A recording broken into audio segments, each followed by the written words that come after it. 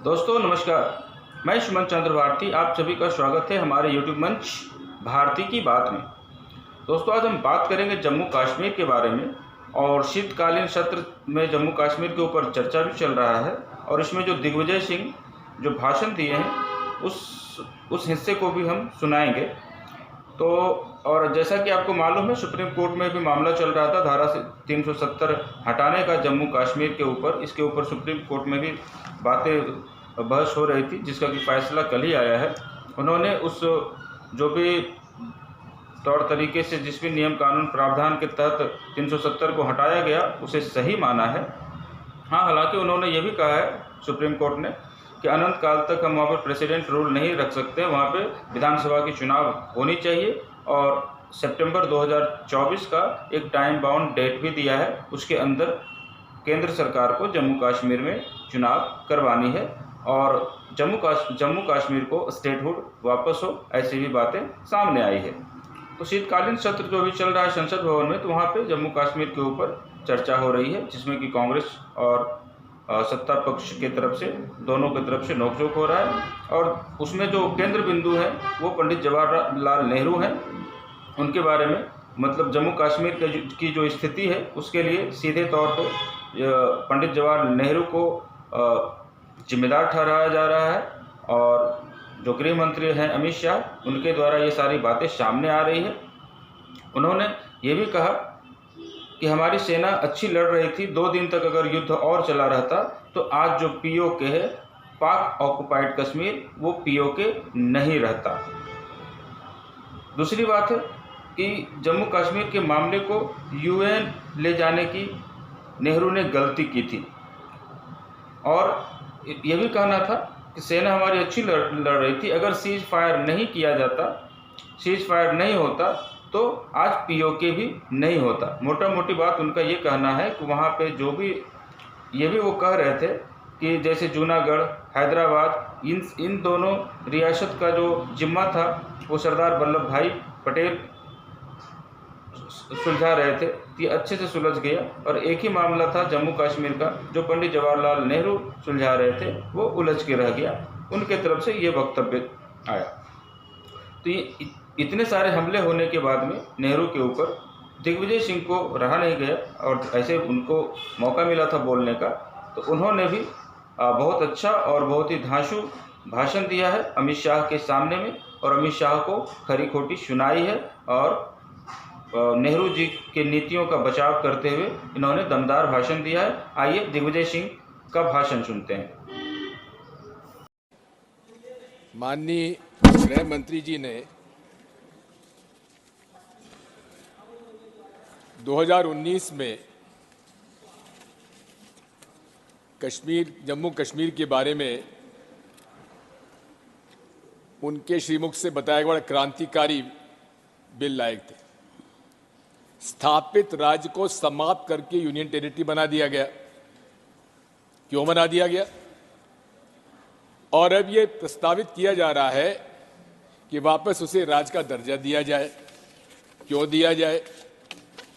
हम लोग हमेशा से इस बात को कहते थे कि माननीय गृह मंत्री जी, जम्मू कश्मीर राज्य का विषय संवेदनशील है और इस संवेदनशील परिस्थितियों में निर्मित हुआ है और संवेदनशील परिस्थितियों को हम लोगों को समझने की आवश्यकता है।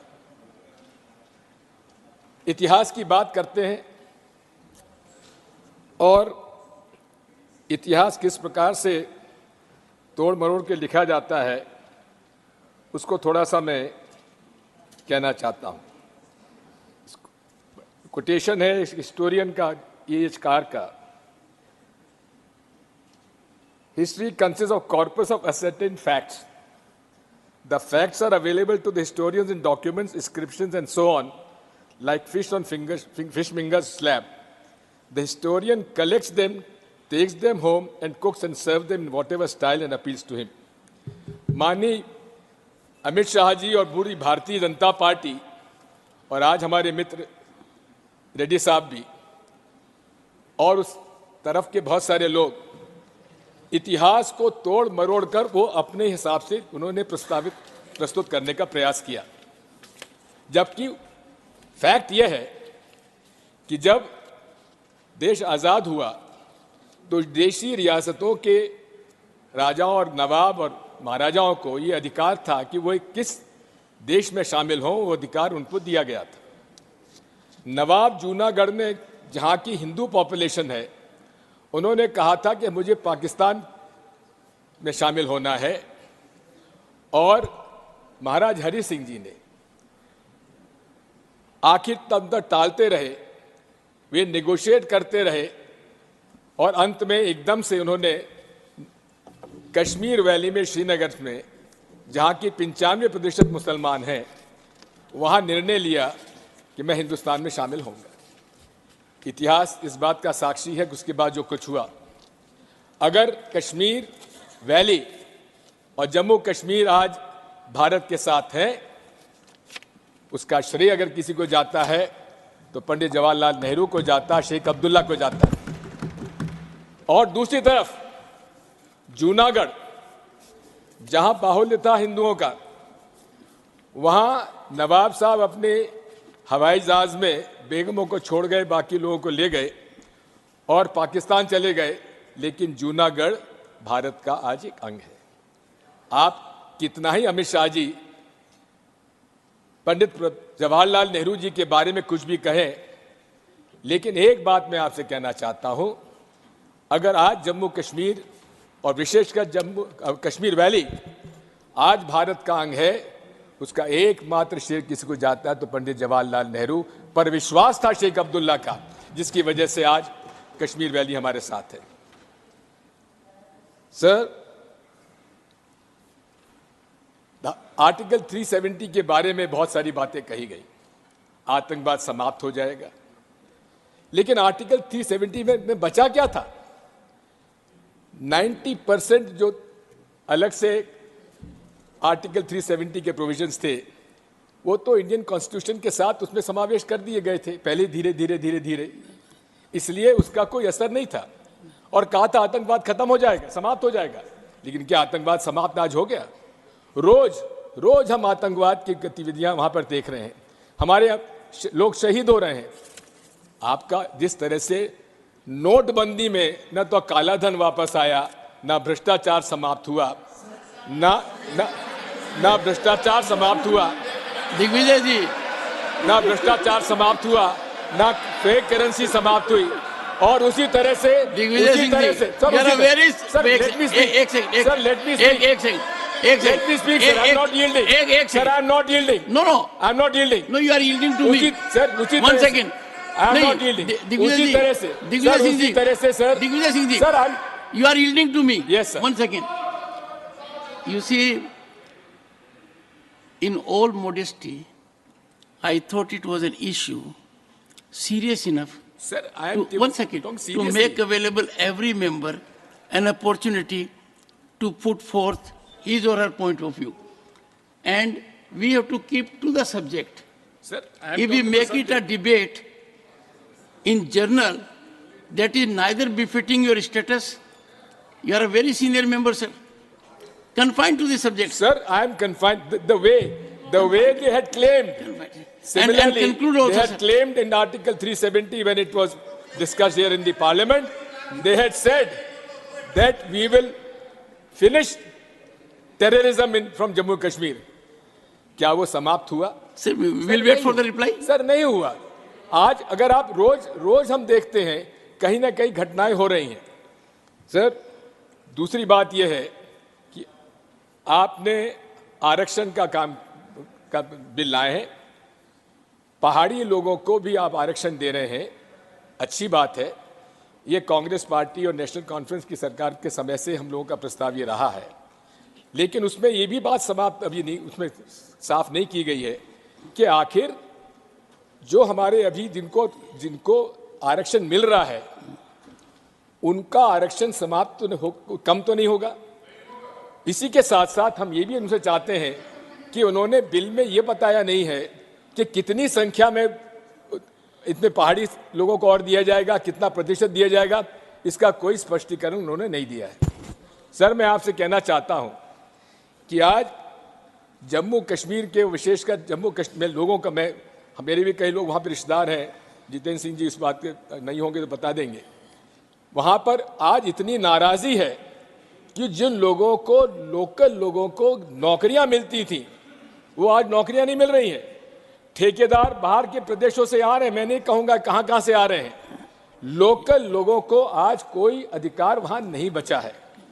मैं आपसे अनुरोध करना चाहता हूँ कि ये, हालांकि जो रिजर्वेशन का बिल है, इसको तो हम समर्थन करते हैं क्योंकि हम लोगों का ही पुराना प्रस्ताव था, लेकिन उसमें क्लैरिटी की आवश्यकता है।